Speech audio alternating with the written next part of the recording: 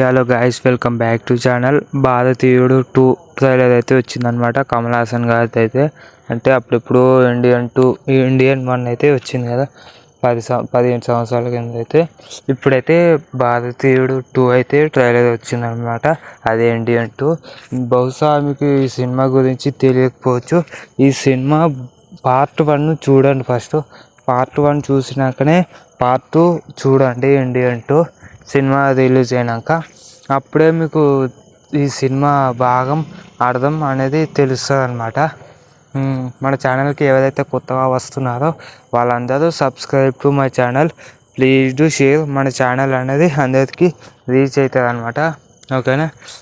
ఇందులో కొంతమంది క్యారెక్టర్స్ అయితే ఉన్నాయన్నమాట. మీరు అయితే ట్రైలర్ చూడండి, చాలా బాగా నచ్చుతుంది అనమాట. ఓకేనా. ఇందులో బ్రహ్మానందం గారు కూడా ఉన్నారనమాట. కమల్ హాసన్ గారు అయితే అంటే దశావతారం సినిమాలో ఏడుగురు మనుషులు ఒకరికొకరు కలుసుకున్న మాట్లాడుకోరు కదా, మాట్లాడుకుంటారు కానీ ఒక 7 అవతారాలు ఉంటాయి కదా, అట్లా అనమాట. ఈ సినిమాలో కూడా డిఫరెంట్ టైప్ ఆఫ్లో గెటప్స్ అయితే వేస్తాడనమాట. వేసి విలన్లందరినీ చంపుకుంటూ వెళ్ళిపోతాడనమాట. ఇదే కాన్సెప్ట్. అంటే ఏదైనా న్యాయం జరగాలి, అంటే అన్యాయం జరగకూడదు అని చెప్పడం జరుగుతుంది. అంటే ఈ సినిమా మెసేజ్ అనేది అదే అనమాట. అంటే ఫ్రెష్ స్టోరీ లైన్, ఇది కొత్త కంటెంట్ అనేది ఏమి ఉండదు. ఇండియన్ 1 ఎలా అయితే ఉంటుందో సేమ్ ఇండియన్ 2 మూవీ కూడా సేమ్ అలాగే ఉంటుంది.